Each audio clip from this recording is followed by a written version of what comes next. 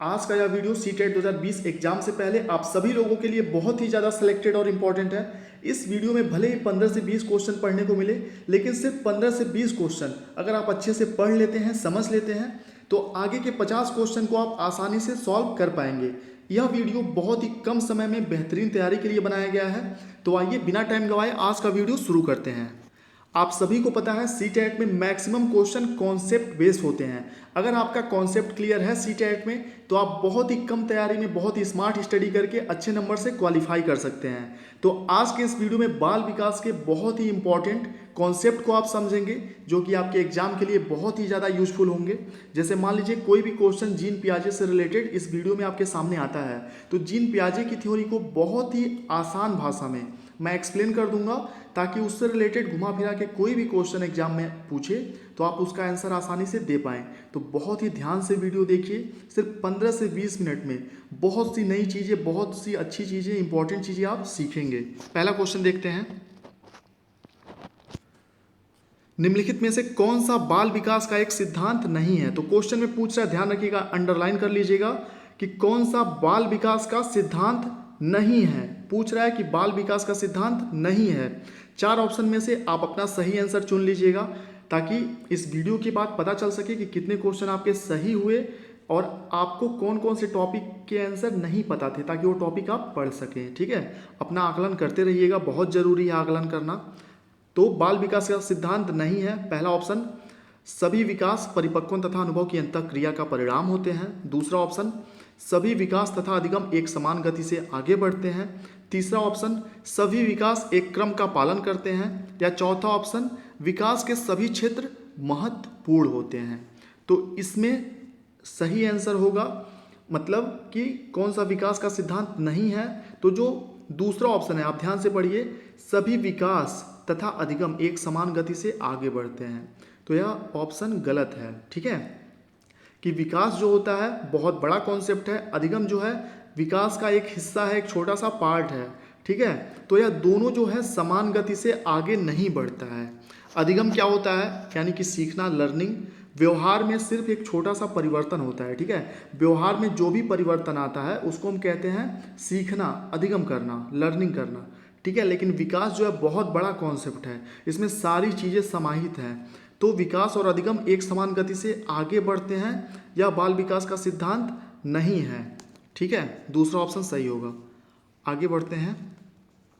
दूसरा देखिए, दूसरा क्वेश्चन, निम्नलिखित में से कौन सा आकलन करने का सर्वाधिक उपयुक्त तरीका है? आकलन करने का, ठीक है, वास्तविक जीवन से आप क्वेश्चन को जोड़ के एक शिक्षक की तरह छोटे बच्चों को ध्यान में रख के सीटेट में आंसर करेंगे, तो हमेशा 99% चांस रहेगा कि आपका आंसर सही होगा। ठीक है, तो एक शिक्षक की तरह अच्छे से वास्तविक जीवन से जोड़ते हुए क्वेश्चन को आप समझिए। आकलन करने का सर्वाधिक उपयुक्त तरीका है। क्या आपको लगता है कि सत्र में 1 या 2 बार आकलन करने से हम बच्चे के बारे में सब कुछ जान जाएंगे? यह गलत ऑप्शन है। ठीक, दूसरा, आकलन शिक्षक के द्वारा नहीं बल्कि बाह्य एजेंसी पर करना चाहिए। क्या आपको लगता है कि एक शिक्षक उस बच्चे के शिक्षक से ज़्यादा, उस बच्चे के स्कूल से ज़्यादा कोई दूसरी बाहरी एजेंसी उस बच्चे के बारे में बेहतर ढंग से जानेगी? बिल्कुल नहीं। उस विद्यालय का शिक्षक वह विद्यालय जितने अच्छे से अपने बच्चे को जानेगा, बाहरी एजेंसी नहीं। इसलिए दूसरा ऑप्शन भी गलत हो गया, आकलन करने का तरीका सही नहीं है। ठीक है, तीसरा ऑप्शन देखिए, आकलन सत्र की समाप्ति पर करना चाहिए। ये भी वही मात्रात्मक हो गया।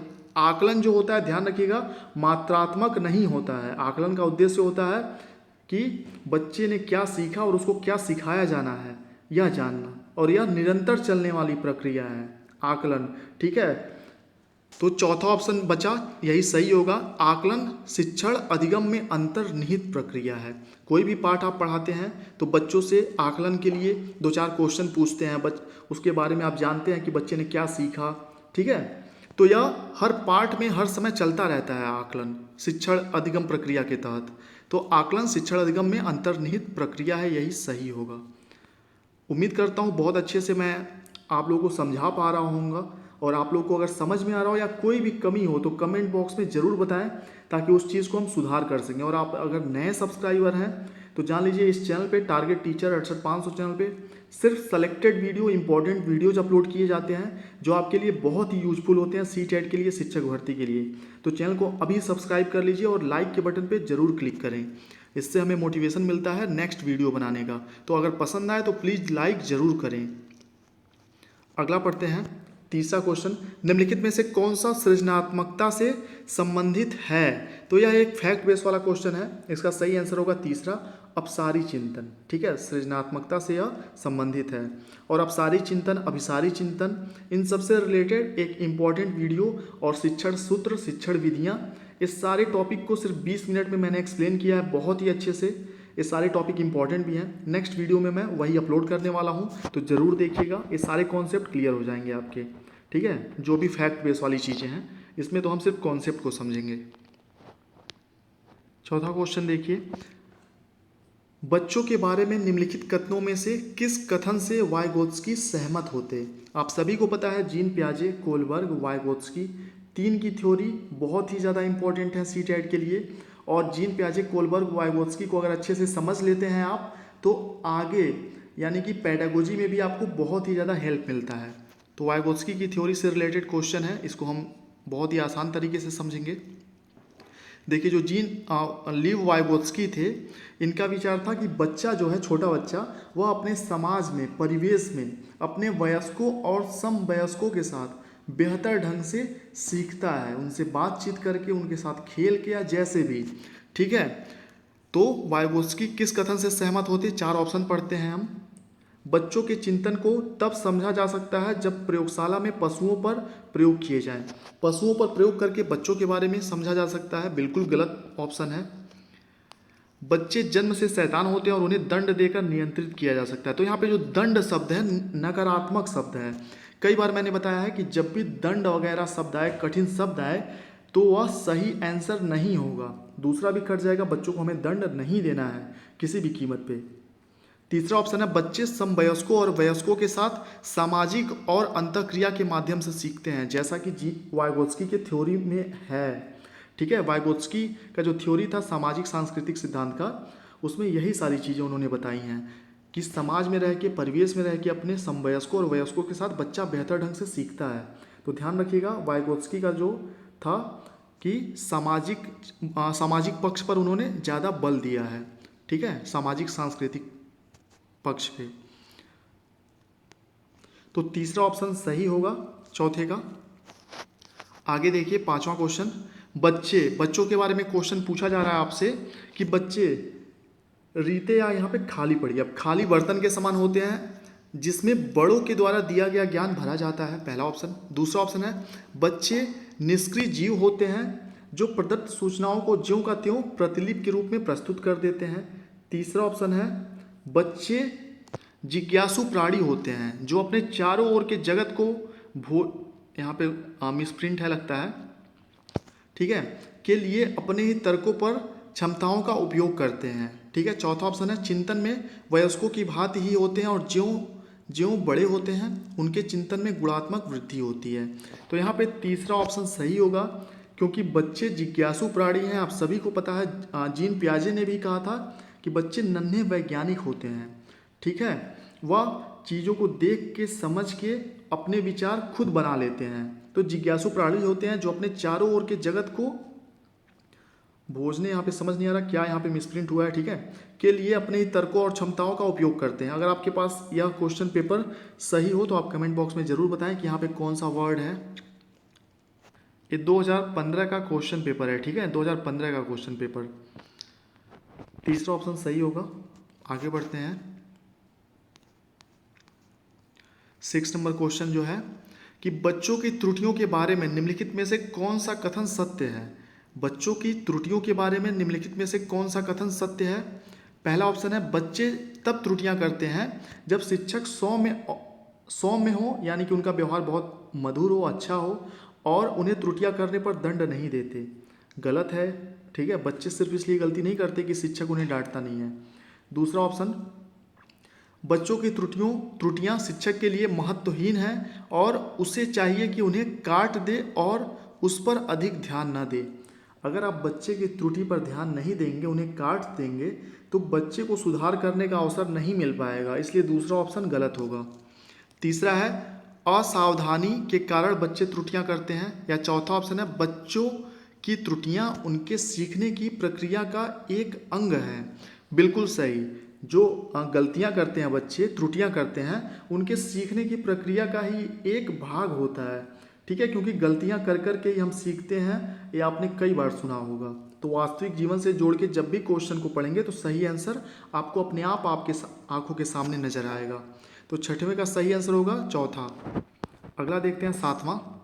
अध्यापक को यह सुनिश्चित करना चाहिए कि उसकी कक्षा के सभी विद्यार्थी अपने आप को स्वीकृत और सम्मानित समझें। इसके लिए शिक्षक को चाहिए कि वह, ठीक है, एक क्वेश्चन एक बार और पढ़ते हैं। अध्यापक को यह सुनिश्चित करना चाहिए कि उसकी कक्षा के सभी विद्यार्थी अपने आप को स्वीकृत और सम्मानित समझें।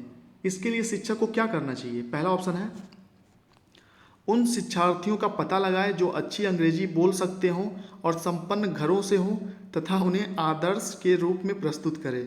बिल्कुल गलत। सिर्फ संपन्न यानी कि अमीर घर के बच्चों को ही हमें महत्व नहीं देना है, या किसी एक प्रकार के बच्चों को महत्व नहीं देना है हमें। ठीक है, कि कोई गरीब है, अमीर है, पढ़ने में बहुत तेज है, पढ़ने में बहुत कमज़ोर है, इसके आधार पे आप बच्चों को का आकलन प्राथमिक स्तर पे नहीं कर सकते। ठीक है, यह गलत ऑप्शन होगा। दूसरा है, पहला गलत हो गया। दूसरा, अपने शिक्षकों की सामाजिक और सांस्कृतिक पृष्ठभूमि की जानकारी प्राप्त करें और कक्षा में विविध मतों को प्रोत्साहित करें। ठीक, थोड़ा सही लग रहा है मुझे। तीसरा ऑप्शन, कड़े नियम बनाएं।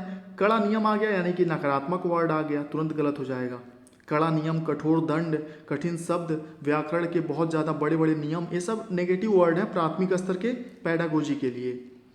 चौथा देखिए, वंचित पृष्ठभूमि से आने वाले बच्चों का तिरस्कार करें। यह भी गलत हो गया, यानी कि दूसरा ऑप्शन ही सही होगा। कई बार आपको क्वेश्चन हो सकता है समझ में ना आए, सीटेट में पढ़ के, लैंग्वेज बड़ा कठिन होता है, बड़े बड़े क्वेश्चन होते हैं। तो आप जब ऑप्शन पढ़ेंगे, आंसर पढ़ेंगे, तो उसमें जो नकारात्मक आंसर है उसको काटते जाइए। जैसे इसमें पहला मैंने काट दिया, दूसरा काट दिया, चौथा काट दिया, बचा तीसरा, सॉरी माफ़ करिएगा, यहाँ पे पहला काट दिया, तीसरा काट दिया, चौथा काट दिया, बचा दूसरा, यही सही आंसर होगा। ठीक है, ध्यान रखिएगा। नकारात्मक आंसर को आप काटते जाएंगे तो सकारात्मक उत्तर बचेगा, वही सही आंसर होगा सीटेट में। एक ट्रिक ही है। सुरेश सामान्य रूप से, आठवां क्वेश्चन, सुरेश सामान्य रूप से एक शांत, यहाँ भांत लिखा हुआ है, शांत है, शांत कमरे में अकेले पढ़ना चाहता है, जबकि मदन एक समूह में अपने मित्रों के साथ पढ़ना चाहता है। यह उसके में विभिन्नता का कारण है। किसके विभिन्नता का? अधिगम शैली के। ठीक है, यह जस्ट एक अधिगम शैली होता है। कुछ लोग अकेले में पढ़ना पसंद करते हैं, कुछ लोग समूह में पढ़ना पसंद करते हैं, कुछ लोग टीवी देखते देखते पढ़ लेते हैं। ठीक है, तो अलग अलग अधिगम शैलियाँ हैं। आप लोगों की भी अधिगम शैलियाँ अलग अलग होंगी। कुछ लोग बोल बोल पढ़ते होंगे, कुछ लोग मन में पढ़ते होंगे। तो यह अधिगम शैली है। ठीक है, ध्यान रखिएगा। अगला देखिए, वास्तविक जीवन से जोड़ के आप क्वेश्चन को पढ़ेंगे ना सीटेट में, कभी गलत होगा ही नहीं। और वीडियो पसंद आ रहा हो तो सब्सक्राइब करिए, लाइक करिए और अपने व्हाट्सएप ग्रुप में ज़रूर शेयर करिए ताकि हमें सपोर्ट मिल सके। आपके सपोर्ट की बहुत नीड है।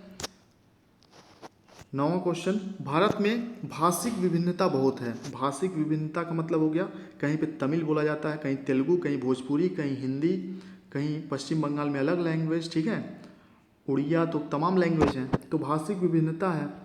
इस संदर्भ में विशेषकर कक्षा 1 और कक्षा 2 के प्राथमिक स्तर पर बहुभाषिक कक्षाओं के बारे में सर्वथा उपयुक्त कथन 4 में से कौन सा है?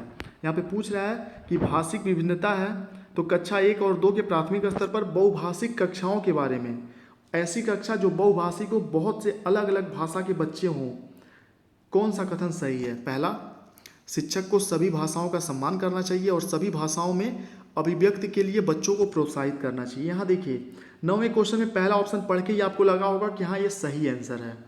फिर भी बाकी के 3 ऑप्शन आपको सीटेट एग्जाम में जरूर पढ़ने हैं, भले कम समय होते हैं। क्यों पढ़ने हैं चारों ऑप्शन? हो सकता है तीसरा ऑप्शन या चौथा ऑप्शन और भी ज़्यादा सही हो।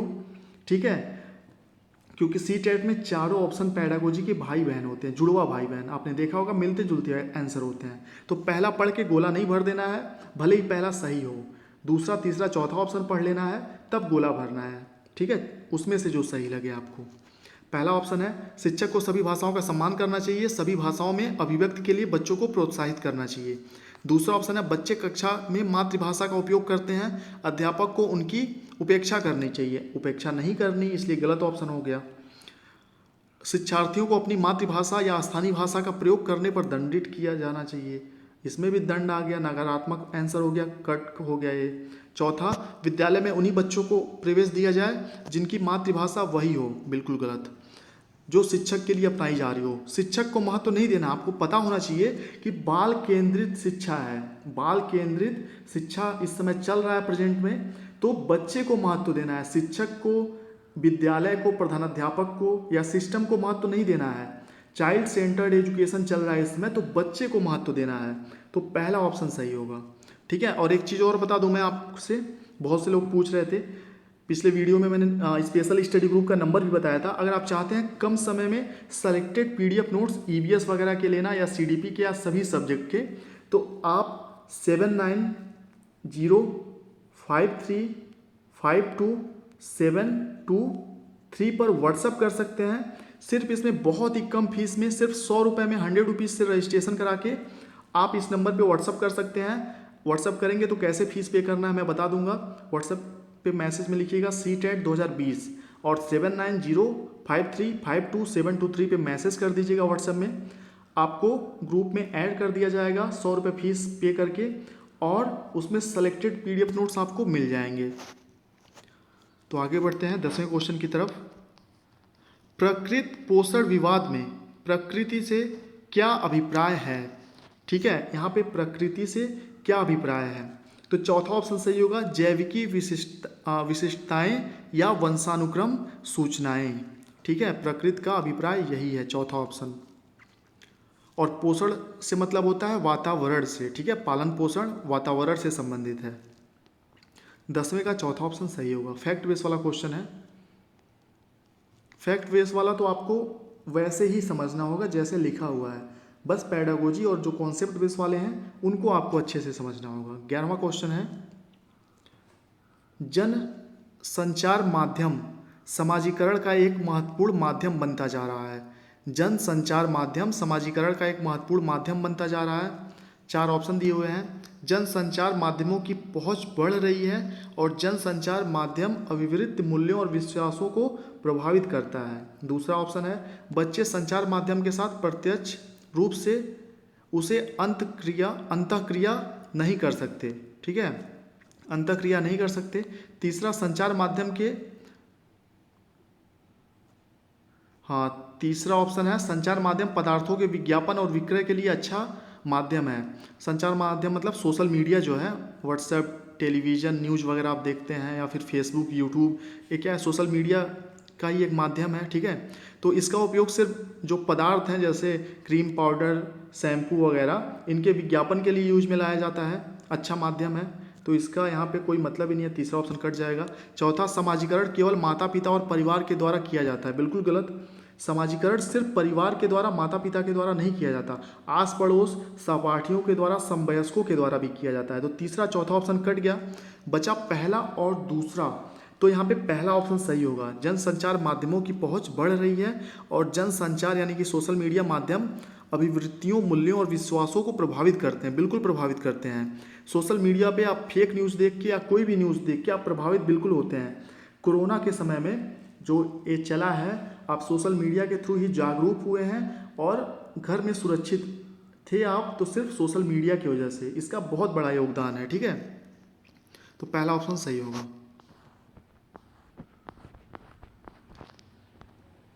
12वां क्वेश्चन देखिए, बच्चे किस प्रकार से सीखते हैं? नीचे दिए गए कथनों में से कौन सा इस प्रश्न के विषय में सही नहीं है? जैसा कि मैंने बताया, नहीं है को अंडरलाइन कर लेना है आपको हमेशा।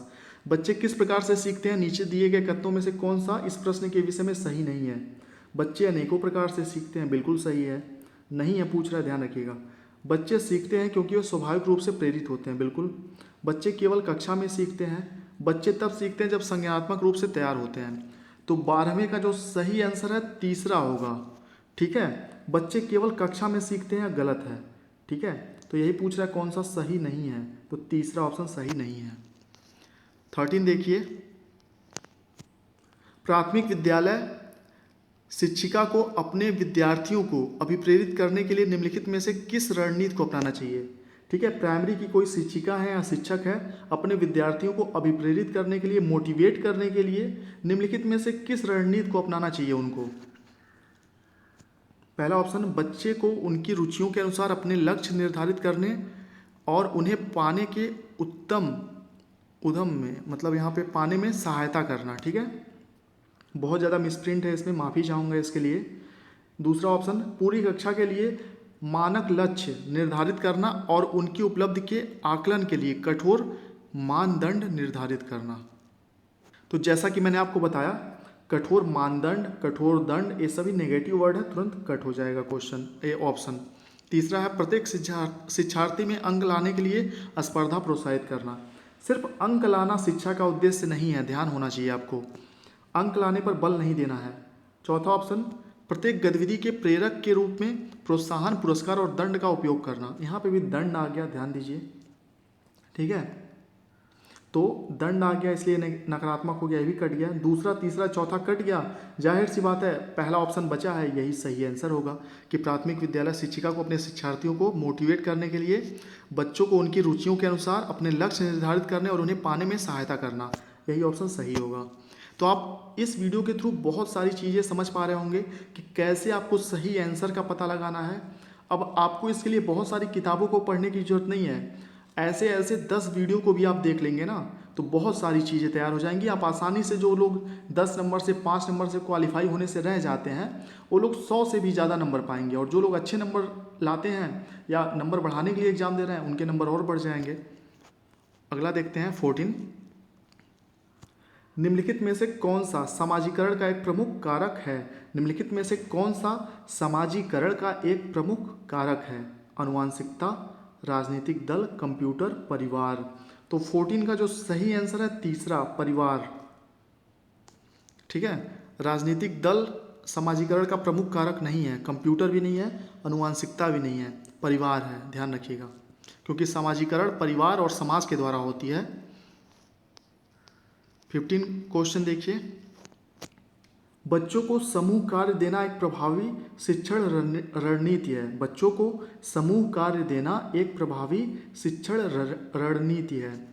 पहला ऑप्शन, सीखने की प्रक्रिया में बच्चे एक दूसरे से सीखते हैं और परस्पर सहायता भी करते हैं। सीखने की प्रक्रिया में बच्चे एक दूसरे से सीखते हैं, बिल्कुल, और परस्पर सहायता करते हैं, सही चीज़ है। बच्चे अपना काम जल्दी करने में समर्थ होते हैं, इससे शिक्षक का काम कम हो जाता है। शिक्षक का काम कम हो जाता है, शिक्षक को महत्व तो नहीं देना है। ठीक है, शिक्षक के आराम के बारे में नहीं सोचना, आपको ध्यान रखिएगा।